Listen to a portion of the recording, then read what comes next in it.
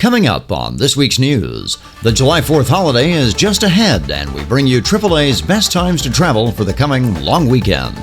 Plus, it's official, Delaware's governor signs legislation that will raise the state's tolls perhaps later this year. And this week is the week of other toll increases around the country. Hello, everyone, and welcome to this week's update of all that's coming down the pike.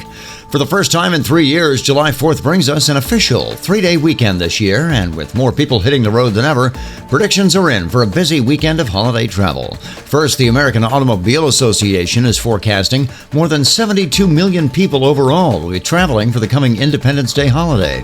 Among the travelers, more than 61.5 million will be heading out on the nation's roadways, and that includes those traveling over toll roads. For instance, the Pennsylvania Turnpike Commission's media office announced they expect nearly 6 million travelers on the PA Turnpike system during the holiday travel period, which has already begun, we might add. According to the PTC, the busiest travel days are going to be Wednesday and Thursday before the actual holiday itself. Nationwide, the AAA is saying much the same thing. Using figures provided by traffic data company INRIX, the AAA says the busiest travel day overall before the holiday will be Wednesday, with returning traffic on Sunday rivaling those numbers. Whatever day you travel, the best travel times are going to be in the morning hours, typically before noontime, but make that before 11 a.m. on the Saturday and Sunday following the actual July 4th holiday. Washington State has finalized the charges they intend to levy on the first section of a new airport connector set to open later this year. The State Road 509 Expressway project has been underway in 2 stages. The first stage is set to be largely completed through the summer, opening in the fall. That segment will connect I-5 to just south of the Seattle-Tacoma International Airport. When the final segment opens in about 3 years, it will connect the rest of the corridor to State Road 509 at the southwest corner of Sea-Tac for a complete expressway connection between I-5 and SR 509.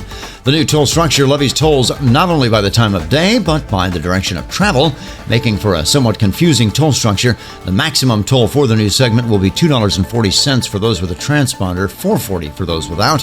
That max charge will apply northbound during morning drive and southbound during afternoon drive.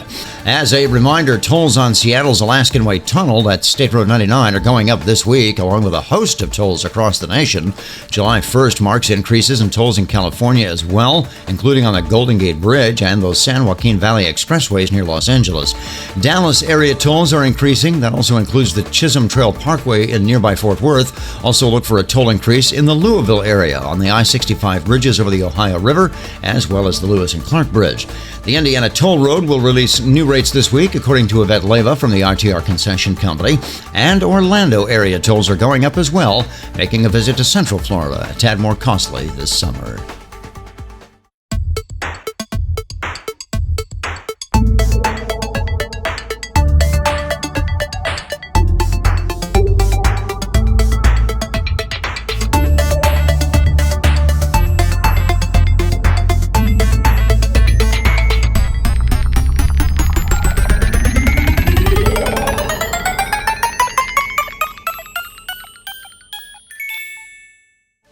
In case you missed it, Delaware will be raising tolls on its facilities for the first time in several years, with authorities announcing earlier this month tolls will be going up later this year. However, an exact date is still uncertain.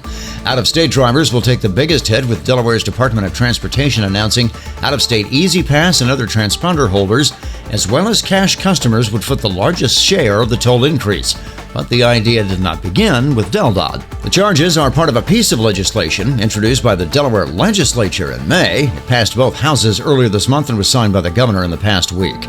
Again, the exact date of the toll hike is still up in the air, but media reports have it the changes could come before the end of the year. We will keep you posted.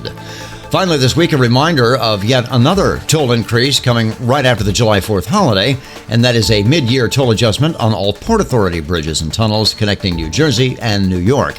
The toll increase takes hold on July 6th for anyone paying via tolls by mail, and it will affect drivers using the Washington Bridge, the Lincoln or Holland tunnels, the Gathels or Bayonne bridges, or the Outer Bridge crossing. The Port Authority is also rolling out a new mid-tier toll rate for Easy Pass holders who forget to put their transponders in their cars. Again, the toll changes for the PANYNJ happen July 6th. We'll return next week with an abbreviated newscast following the holiday weekend. Until then, please drive safely and avoid distracted driving. Thanks again for joining us. I'm Danny Pryor for Turnpikes.com, the Turnpike Authority.